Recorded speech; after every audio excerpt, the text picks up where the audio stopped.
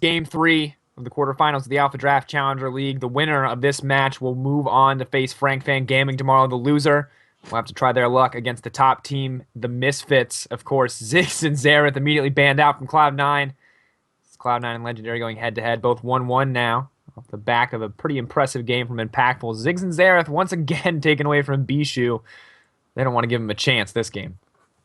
And I'm really interested to see what winds up getting through. If C9T bans Urgot again, like there we go. If Hecarim is left unbanned and they ban out the Kalista, then that's Hecarim to take. If Kalista gets banned here, that could be Hecarim right here for solo. So we'll have to see. Hecarim's been banned out every single game. Kalista's been highly contested. All these bans fairly standard for the series, except for the Ziggs, which we saw Bishu. Most damage in the game, almost as much damage as both Yasui and Lod combined last time around. But it might be the Sivir they're hovering over. I don't know, though. That Hecarim was banned every single game, and it's left open now if Legendary want to take it. Prioritizing the Sivir and taking it away from Impactful as he had a one-death game last game on that. No surprises they want to deny that pick. Surprising it wasn't banned, but of course they want to shut down Bishu, and Bishu... Honestly, Impactful got the kills. Impactful made the initiations, but Bishu is a lot of the reason why those fights went in the favor of Legendary, doing so much damage from the back lines, chunking out Lod, chunking out Yasui pretty effortlessly with that superior range, and you can see his origins as a Nidalee spear, or as a Nidalee player, as he lands those bombs just as well as he used to land the spears.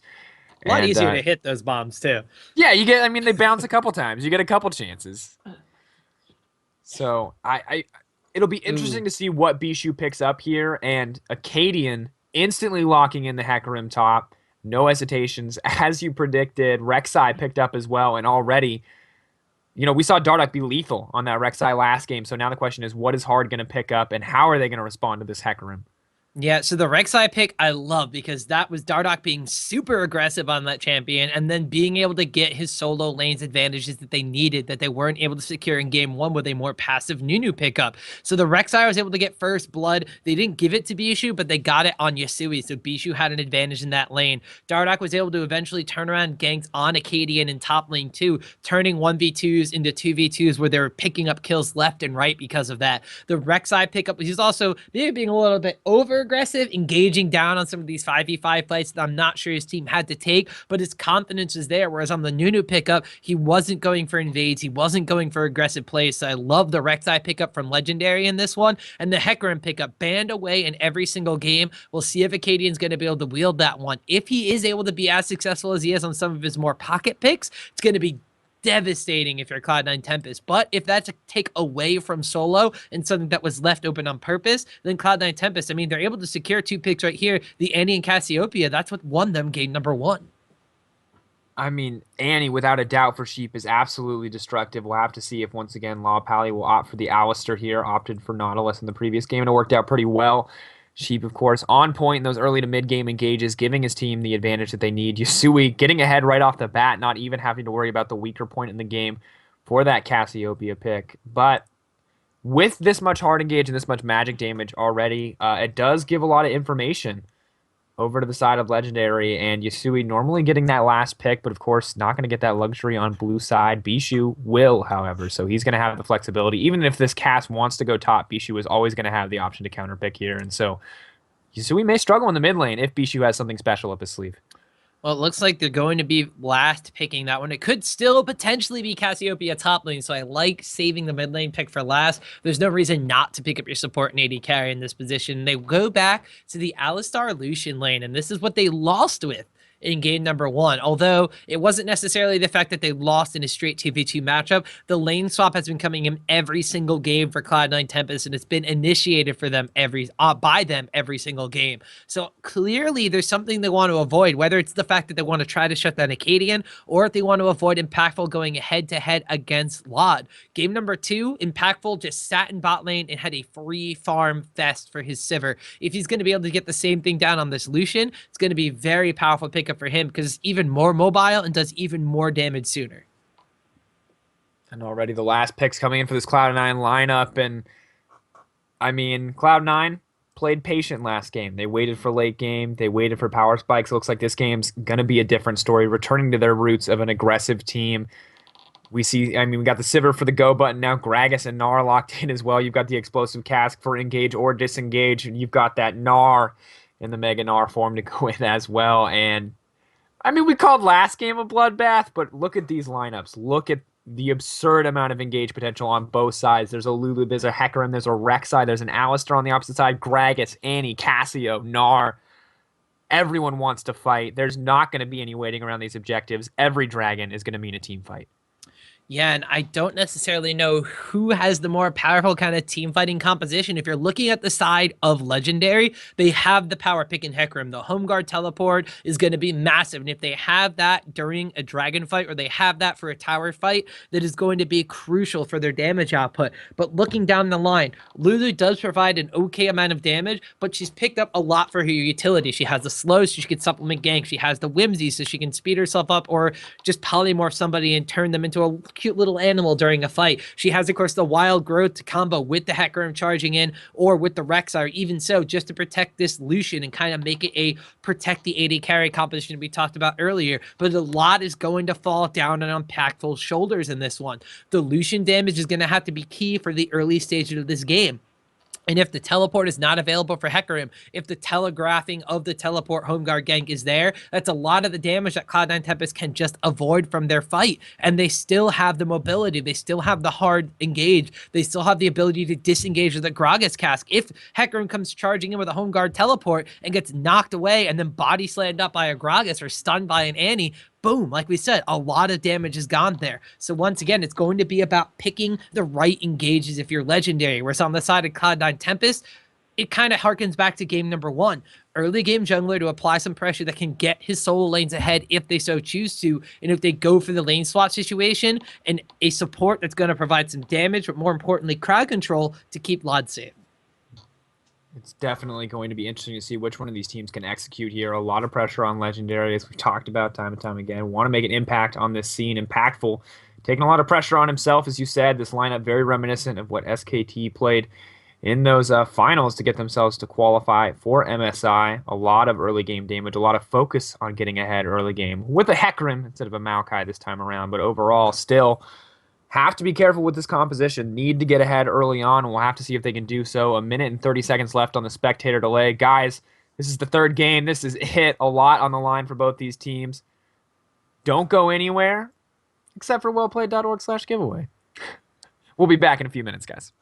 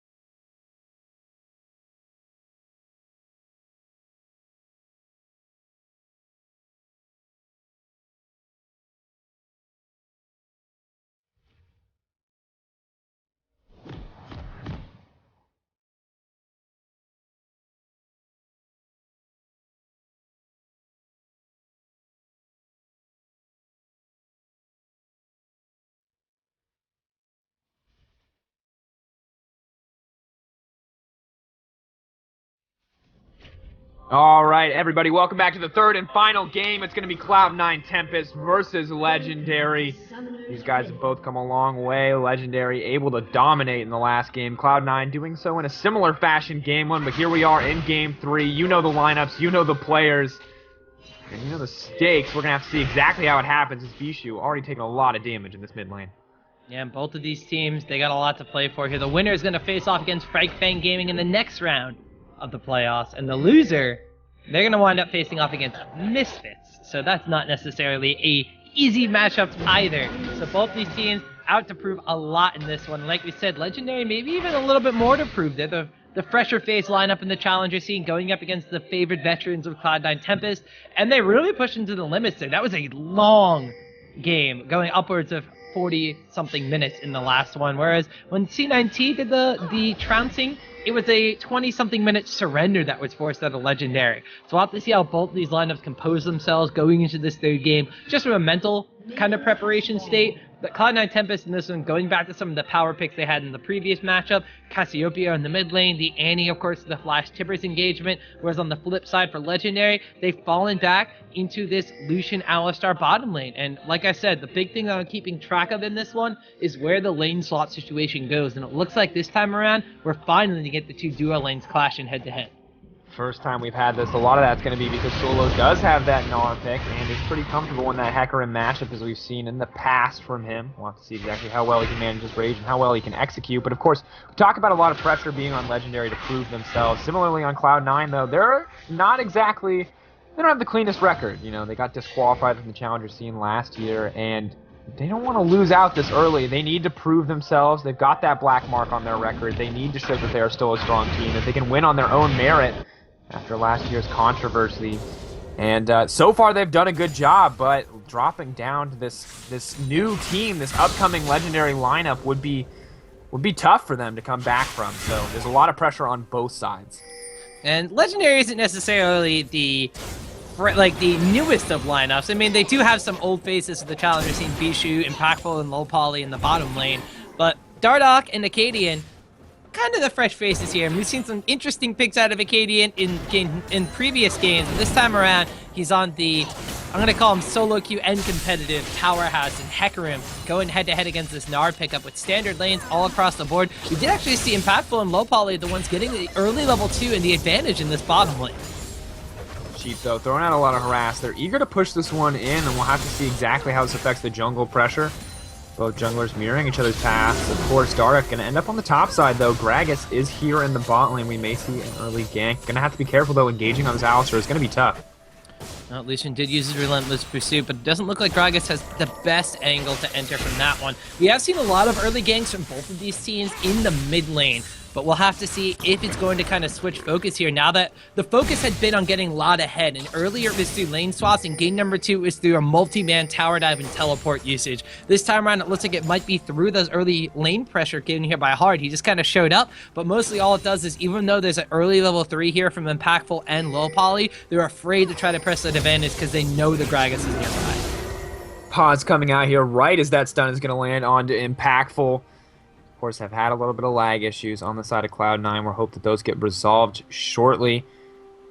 This is a pretty perfect action to be trapped in. But just looking at the CS right now, you can see 13-22 the score. Impactful up by a significant margin. And we were wondering what the validity of this Lucian pick was and if it would be effective. And it looks like when it's given the opportunity to 2v2, or at least so far, he's doing pretty well with it. Yeah, and the kind of combination of the Lucian and Alistar, you have the big tanky character, you have the ability to crowd control and hit somebody out of position with the headbutt pulverize. Then you have the Lucian, who has a massive amount of burst damage in the early game, going up against a Sivir, who has a decent amount of damage, which she's able to proc her ricochet, but she's only going to be able to really get that based off of the attack, auto attack, reset combination, whereas Lucian, as soon as he uses an ability, he procs his own passive, so he's going to get that double shot and deal a lot of damage, and we'll have to see if it comes into factor right now. Looks like he is going to make it out there. Pretend to tank the Boomerang Blade. Impactful not able to follow up on that one, so an excellently timed stun from Sheep. The Boomerang Blade match and that one as well. Impactful trying to get something back, but Sheep alone kind of just doing the damage necessary in these trades to help his lane come out on top. Yusui, though, could be in trouble. It could be the 2v2 in the mid lane. Dardoch Overextending, going down to Yasui. The last auto attack gonna secure that one, and now first blood and a double buffed Cassio in that mid lane. We were talking about this game being balanced on a knife's edge, 1-1, and already starting to turn in the favor of Cloud9, a slight lead to that Cassio, but this is exactly what it looked like last time Yasui got the pick. Hard is held with first blood in every game of this best of 3, and twice it's been in that mid lane. First was an aggressive gank in game 1, and now this time it's a counter gank, which if you are on the side of Legendary, you kind of saw this coming. You saw Gragas in the river. There was a ward by the Dragon Pit. He had to go nearby that in order to get towards the river, but Dardoch tried to force the issue mid lane anyway, and now you've given first blood over to the Cassiopeia. Last game that you gave this one over to Yasui, he picked up a very early tier of the goddess and started stacking that up, and he got the Sarah's Embrace the same exact time he got a Luden's Echo, and it was a massive power spike for him. We'll have to see if Bishu's going to be able to kind of combat this one, because he doesn't have the same late game scaling power as the Azir pick had in game number 1. You gotta keep in mind, of course, in the bot lane though, Lucian's still doing a pretty good job of keeping his farm ahead. Almost a 20 CS lead for him. Sivir starting to balance it out. She clears out the last of those creeps. A lot of pressure on the top side in favor of Cloud9 as well. So still relatively even. That gold difference mostly just going to mean a free early tier that got us for Yasui. So not too much power immediately. But we'll get him to that kind of Archangel Staff power spike that much sooner. Seraph's Embrace power spike. We'll have to see what he does with this power and if Hard can keep making plays across the map. Yeah, like I said, Hard has been so proactive in these games. In game number 1, he had almost 100% kill participation. Even in game number 2, he was trying to force issue even on Nunu, but now in this bottom lane, a lot of damage going down onto Low Poly. Low Poly just barely making it out, and once again, a pause. Sorry, ladies and gentlemen. We're just working through some connection issues. My guess would be, nope, not actually Low Poly. Low Poly actually that was no lag. That was just a little bit of a poor decision there to go in. Lucian, though, still with a pretty substantial farm lead. And in the mid lane, though, Cassio building one for herself. Sorry, continue. No, I was going to say, one of the things about this Lucian against Alistar matchup we didn't have all the time to talk to about last time there was a pause, because they came out and started fighting about it, is the fact that Alistar has the CC, Alistar is tanky, Alistar has a minor heal, but the burst damage coming out from Sivir and Annie, when you use the Ricochet, you stun somebody down with your Q and your W combination, you get the Boomerang Blade down, the massive burst damage coming out from Annie rather than coming out from Lucian, and the fact that they can pick and choose who to use it on, such as right now Low Poly is the low target, so that may be who they focus on. The ability to kind of switch targets and still provide just as much damage makes this lane extremely difficult for, even though Lucian slightly outranges Sivir, Annie outranges everybody in this one. Yeah, definitely tough. Of course, we did see her range gonna get maybe nerfed soon, although Sheep gonna have to flash out of that one. Dardoch already making his presence known on the bottom side of the map, but Gragas looks like he may be making a return appearance into the mid lane. And with that flash down, it's going to be tough for Andy to survive, especially as Alistar starts to approach level 6, just now hitting level 5. And it seems like whatever lane hits level 6 first is going to have a huge advantage, just a massive engage advantage. And right now, it looks like that Impactful has a slight experience advantage over Laud, and they both have the same amount of creeps left over, so could potentially be something from Impactful and Low Poly as soon as they hit level 6. But I mean, the all-in potential from an Annie and Sivir is way higher than the all-in potential from the Unbreakable Will coming out from Alistar and the Culling coming in from Impactful. We can even see the constant pressure being put down by Sheep to make sure that both of these players stay relatively low. So if Tibbers does wind up coming at level 6, they're going to be able to blow them up. Yet another mid lane gank. Looks like just some flashes traded back. The flash body slam not quite paired well enough from Hard. Not going to find that engagement. Dardoch making it out of there, and Hard blowing his flash in the process. So neither side gaining too much there, but obviously a lot of focus on this mid lane as Yasui may go down here. He is going to get knocked up. Acadian on the way in as well. Onslaught of Shadows used beautifully to pick up that kill. I was worried about Yasui getting ahead. It looks like now we have to worry about the Hecarim as he has finished those home guard boots and is going to walk back to that top lane confident after that first kill. And that's something that we didn't see in game number 1 from Legendary, because both of their solo lanes got behind. But Acadian, we've known him to play roaming top laners like the Rengar pickup, and the Hecarim here with his movement speed is no different from there. He's able to move down from that lane as kind of even, if not slightly ahead in some of these situations, and he's able to make plays across the map, such as providing relief for that mid lane that needs to be going back in favor of Bishu. So they pick up a kill on Yasui, a much needed kill at that, and give Bishu a little bit of breathing room in that matchup.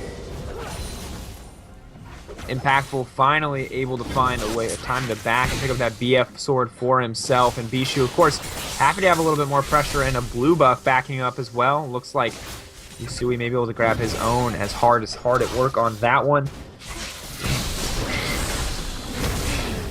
It's been a hard day's night. I try not to make the puns, but it's like when Amazing was a jungler and you wanted to talk about his performance when he was doing well. It's just not going to happen. Solo, though, could find an engage in the top lane.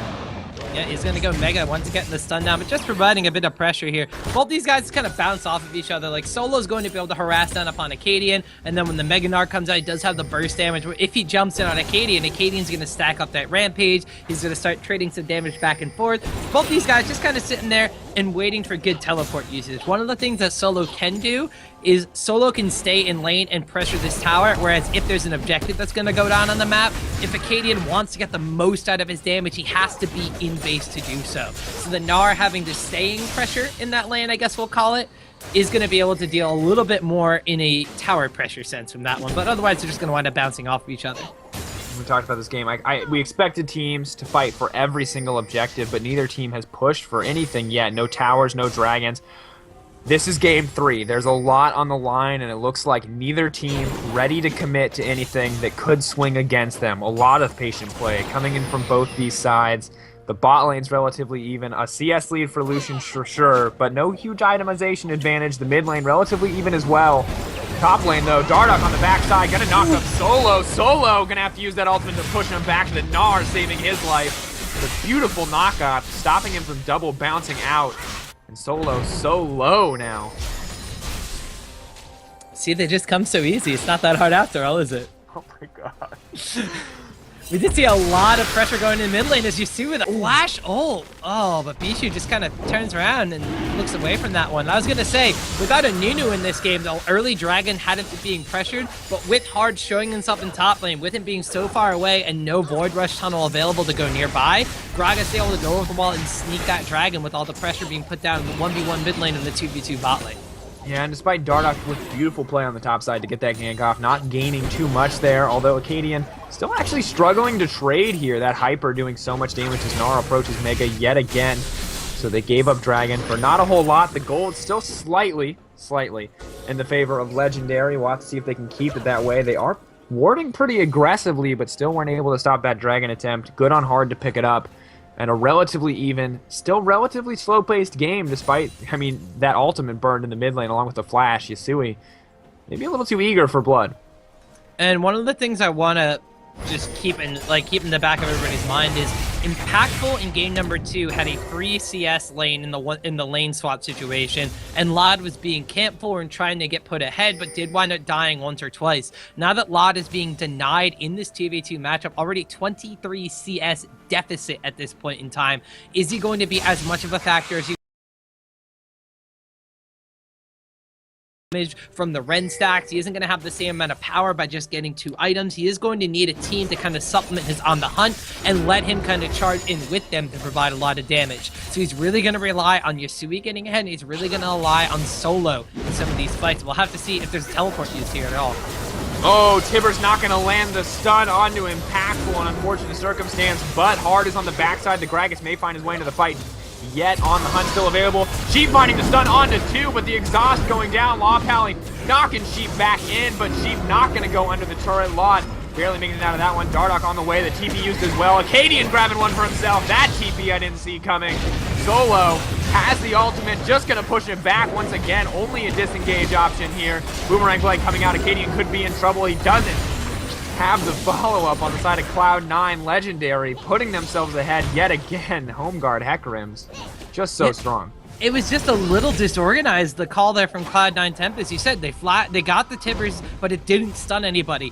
After that fight had already gone through and they blew the Annie ultimate, the flash incinerate stun on the 2, and then the on the hunt was popped, but Gragas wasn't even in motion at that point in time. We had Dardoch coming in from the lane, and at that point in time it was kind of a weird engagement where one lane still had all their ultimates and the other one had blown them and had not really gotten anything for it, and then the double teleports coming, and like I said, we had to keep our eyes on that one, and Hecarim being able to teleport behind, whereas Gnar had to teleport in the middle of the fight. He was able to just come up to the side, pick up a nice cleanup kill on Sheep, Gragas did have a good explosive cast to disengage and keep Sivir alive in that situation, but so much was blown there by both sides, and it was massive advantages for Legendary.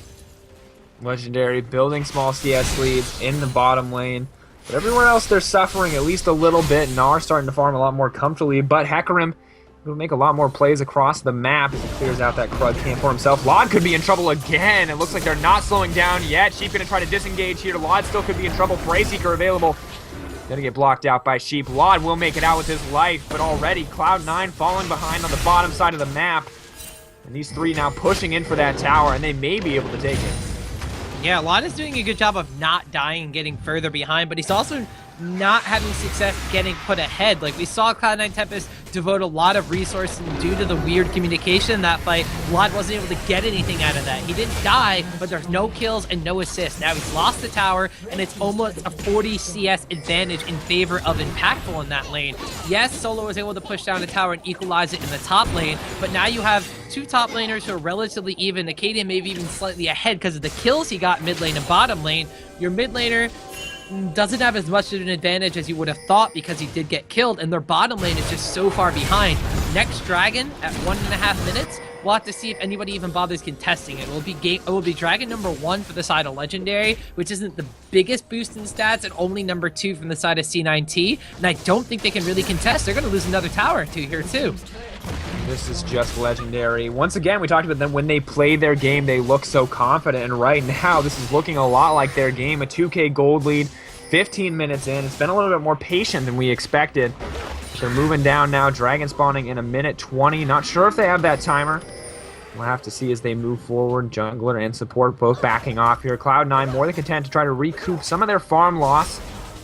The bot lane is clearly suffering. That difference mostly manifesting, or almost exclusively manifesting, in those Berserkers grieve as their relative gold pools unspent are about the same. Lucian with about a 200 advantage. Will be able to finish the Infinity Edge when he backs, though, so it could be a massive power spike in this next fight. So the interesting thing here is the kind of phases that Legendary has gone through in this best of 3 series. Game number 1, they did get crushed, and a lot of it was the early map pressure applied by Hard on C9T, getting the solo lanes ahead. Then in game number 2, they adapted and picked up their own early jungler in the Rek'Sai, which they now have in game number 3, and they're able to not only get their own solo lanes ahead, but help start it, like, move around the map, and slowly but surely in like a 45-minute grind fest, we're able to outmaneuver C9T. Now in this game, they got their own map moves going down quickly and counter games coming in too. Hard, though, may just survive the perfect engage there. Law Pally, though, gonna get knocked out. Wild Growth used on him as well. Yasui exhausted, but only for another second. Is gonna get that kill for himself. Dardoch, though, coming in. The ult, not enough. Yasui flashing over the wall. Bijou more than happy to grab a kill for himself. Impactful going down on the opposite side. Bijou barely able to live. Gnar coming in with the boomerang. May not find it. Hard with the barrel. Bloodbath here as both teams trade back and forth. Solo building up that rage. He may transform here. He will, finding the Gnar into the wall. Dardoch gonna make it out of that one with his life. Just barely. Cloud9 now poised to pick up the second dragon in a 3-for-1 exchange. In the most split fight we've ever seen, but masterful display there from Cloud9. Then I was just saying Legendary was going from like being like disorganized to helping each other to having good rotations on the map, and then I was gonna say they're picking their fights better, but they overextend to try to pick up a kill on Hard. After the Annie support comes in, they should just disengage from that one, but instead they try to pick up a kill on an already extremely low jungler. They're not able to seal the deal, and in doing so, Impactful gets caught out moving up from bot lane by Lod, and they're able to wind up picking up a kill. Then they switch focus onto Yasui, and Yasui is able to stay alive, get the distance, flash over the wall, and get Bijou extremely, extremely low. Then it was just cleanup duty for Lod at that point, because Legendary, they basically lost both their carriers at that point, and they weren't able to seal the deal on any of those kills. But it just kept going, too. Solo turning to Mega Gnar right at the perfect point, using that Gnar, throwing that Hecarim into the wall, getting the kill when it came down to it. And Cloud9, I mean, it was the skin of their teeth that they won that game. This game, still, as we said, on a knife's edge. But when it came down to it, Cloud9 was the team that showed up in that engage. 18 minutes in, the gold now even after that display, and now a 2-dragon advantage in the favor of Cloud9. Only 18 minutes in, 8 kills, lots of aggression here.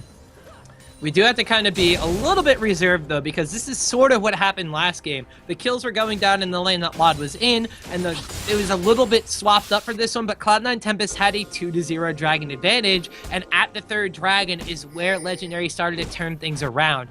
I'm still not convinced that Legendary has a better team fight, but they still had that a massive amount of burst damage factor coming in from the Hecarim teleport home guard fight. Oh man, you see we actually used him as ultimate in the mid lane there too. Impactful may have picked the wrong fight there, losing about half his health to Hard. That Gift of the Toadstool, I believe it's called, that buff coming through pretty big there as he rips through his own life bar, the double tap passive from Lucian.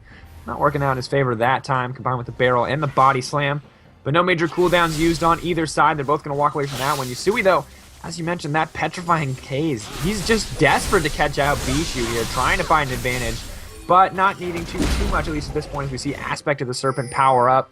Now going to get a little bit more cooldown reduction as well as AP here.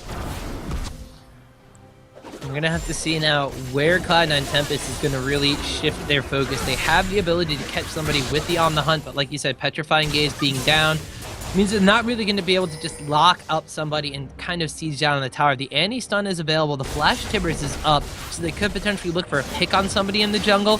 They do have to be very careful because they have the saving grace of the Lulu ultimate, and then the re-engage potential coming in from a Hecarim is going to be massive. So we'll have to see where they choose to get their engage and who's going to be a bit of the aggressor here. Legendary has already taken down 2 of the 3 outer towers.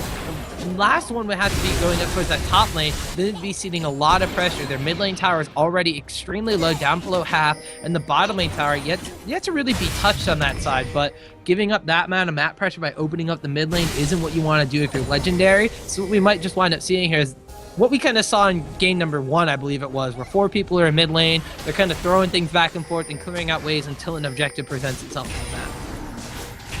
Obviously, we talked about Dragon being the important thing that these teams were going to fight over. It hasn't really been Dragon yet, but they've fought near Dragon in random skirmishes across the map, so clearly a lot of fighting.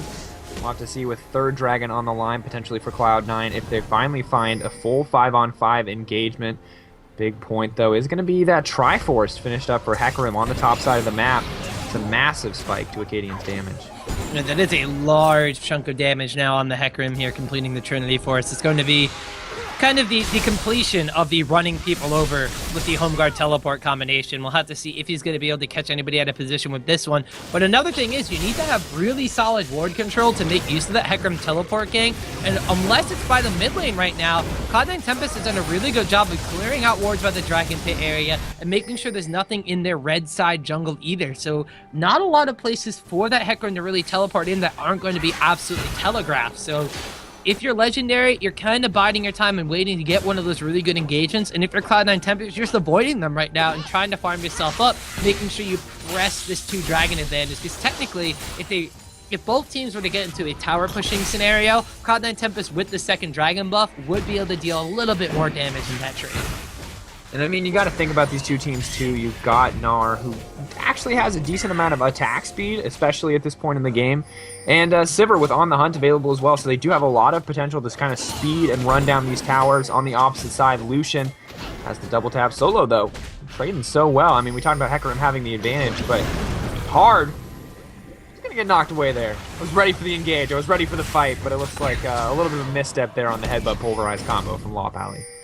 We see Acadian going back to base right now, so he has his teleport available, but Dragon is not going to be up for about another 50 seconds. Gnar has his teleport as well, and he just wound up using his own Mega, so it looks like both these top laners, Gnar might make his way down towards the Dragon Pit area, but we'll have to see this one. Teleports are going to be crucial. Like I said, ward coverage now being reestablished by Legendary means that they are going to potentially have the Hecarim teleport home guard initiation that they're going to need to just erase either Lod or Yasui from this fight. I mean, Heliport, come on, he's like a helicopter when he spins the rampage thing. He's coming in on the Corky, teleport. I'd buy it. Yeah, Corky. Sheep going in though. We are going to find the engage. An instant burst of aggression coming in for Cloud9. Did not expect that fight whatsoever. The TP now coming in from Acadian. Acadian still with the home guards. May try to find his way back in. Has the on shadows. It looks like they're just going to try to disengage here. The speed shrine helping Loppally make it out of this one. Gnar is available. May try to find his way in. Loppally pushing him back though. has the flash available as well. They have to be careful. Law Pally will give his life for this, but may be able to disengage. Cloud9. We talked about Sheep on Annie, we talked about Sheep in those engages, and now, with On the Hunt available, he is instantly able to flash into that backline, throw down that bear, and win his team the team fight. Bishu being caught in the mid lane was what Cloud9 Tempest was looking for. Like I said, a successful teleport gank from Hecarim would have been what the side of Legendary were looking for. And Bishu decided he was going to step in the mid lane and wave clear, but everybody from C9T was already moving towards the dragon. They just pop the On the Hunt and boom, catch him out of position in one swift blow, and they're able to capitalize and get the dragon. We saw the teleport Hecarim gank coming in, and because they lost their mid laner, because it was a 4v5 situation, all they could do was run away at that point. So that's a wasted teleport, and more importantly, Solo still has his available. Yeah, this could be a huge difference here. Solo, of course, already trading confidently with Acadian, now only going to do so more as he has a movement speed bonus to kind of chase down that pony, as well as this Black Cleaver, which he's had finished for a while. We'll have to see how well that works out for him in the trades to come. In the mid lane, a growing item discrepancy. Going to see Seraph's Embrace now finished and fully stacked from Yasule, along with the Death Cat. Bishu only with the Chalice and the pieces. Bot lane mostly even as well, but you talked about a massive CS lead for Lucian. Oh, it's still there, but Sivir now ahead in items. Yeah, and Sivir has kills and assists to her name. Like you said, Lob was doing a really good job of not dying, which didn't set him any further behind than the lane was already putting him. And because of this, he was able to pop that On the Hunt, stay alive in a lot of these fights, pick up some crucial kills and assists. And like you said, it's transferred into some items and items for himself. Static Shiv and Infinity Edge, as well as those Berserker Greaves, matching the Infinity Edge, Phantom Dancer, and Berserker Greaves now from Lucian. So on relatively even footing, despite still being at a 30 to 40 CS deficit at points in time. And a lot of this is coming because Cloud9 Tempest, they've kind of come together in this one, and they have better engagement capabilities. Although, as I say that, she looked like he might be getting caught trying to ward there, but he is going to be able to get out.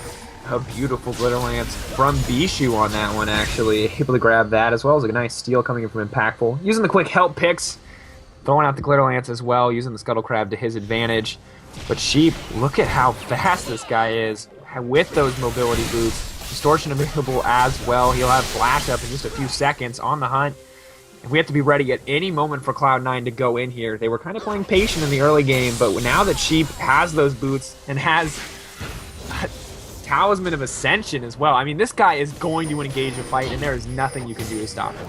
Yeah, I mean, they're Cloud9 Tempest, so it's kind of like a storm, but instead of just like brewing and slowly rumbling in, they just come out of nowhere. So it's almost like a Cloud9 Blitzkrieg at this point, if that makes sense. But they kind of pop the Talisman, they have the mobility boots. As soon as you get a Flash Tibber stun, that's it. They can melt down that one target. Yasumi's going to be able to provide a lot of damage. We talked about the power that Sivir can provide with the Boomerang Blade and the auto attack reset on her Ricochet. It's going to be a lot of damage onto one of these squishy targets, and we saw last time it burst through Bishu and his Wild Growth. Bishu now has completed his Death Cap, so he's got more AP for more HP coming out from that ability, but still, that's where the advantages from C9T come in. I don't think they want to necessarily walk into a fight that Legendary has set up and is able to utilize that Hecarim teleport gang, but then again, the Hecarim teleport gang is still on cooldown for like another 90 seconds, so they're just able to move around the map and push back Legendary. Legendary are too afraid to engage at this point.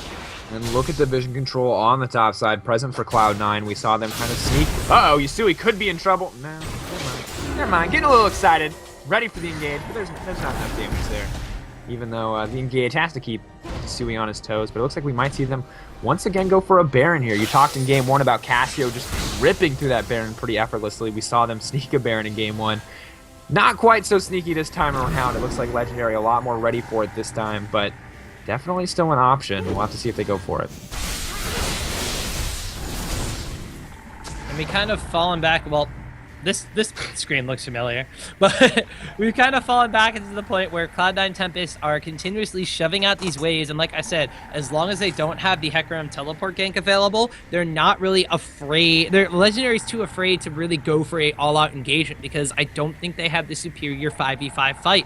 A Tibber stun, the Gragas barrel, a Gnar transforming in the middle of a fight. There's so many things from C9T that just scream team fight for me that Legendary doesn't want to walk into unless they have their own kind of trump card in that engagement. So you're going to see Legendary trying to fall back, trying to clear out these ways and keep the map pressure pushing towards C9T. But Cloud9 Tempest, as soon as one of those people from the side of Legendary overextends, as soon as Bishu's caught moving from a brush into lane to try to clear out some minions, or if Dardoch's kind of caught out trying to tunnel away and put a ward down deeper into the enemy side of the jungle, that's going to be where they hit the Omni Hunt, they turn on the ghost switch, and they run at the enemy team and try to melt somebody down. If you can force a 4v5 situation, Legendary has no choice but to back away there.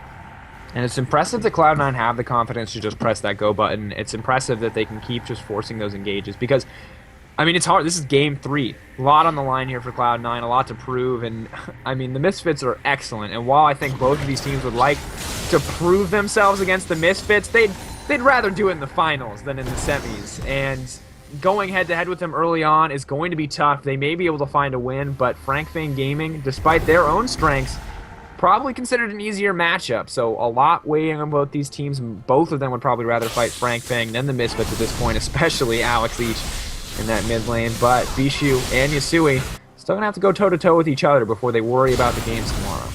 Yeah, and both of these guys have also had a lot of pressure from their respective junglers. Dardoch and Bishu have a surprising amount of synergy after showing what was not necessarily the most of it in Game 1. Games 2 and 3 have really kind of been more about their own kind of duo synergy and picking up some earlier kills on Yasui in the mid lane, despite giving away 1 or 2 in the process of doing so. But really, C9T has revolved around the map pressure that's been generated by Hard on some of these earlier game junglers. The Nunu didn't have the same kind of effect, but his Rek'Sai in Game 1 and the Gragas this time around have definitely been forces to be reckoned with, even kind of going toe-to-toe against Acadian trying to split push his bot lane. But Acadian now has teleport available, and Gragas, last time I checked, junglers don't take teleport, so that means Legendary can try to make a move, even if it's just establishing vision control over this Baron pit area. It's something that C9T had been trying to deny them for the past 2 or 3 minutes that they're now just getting because of that.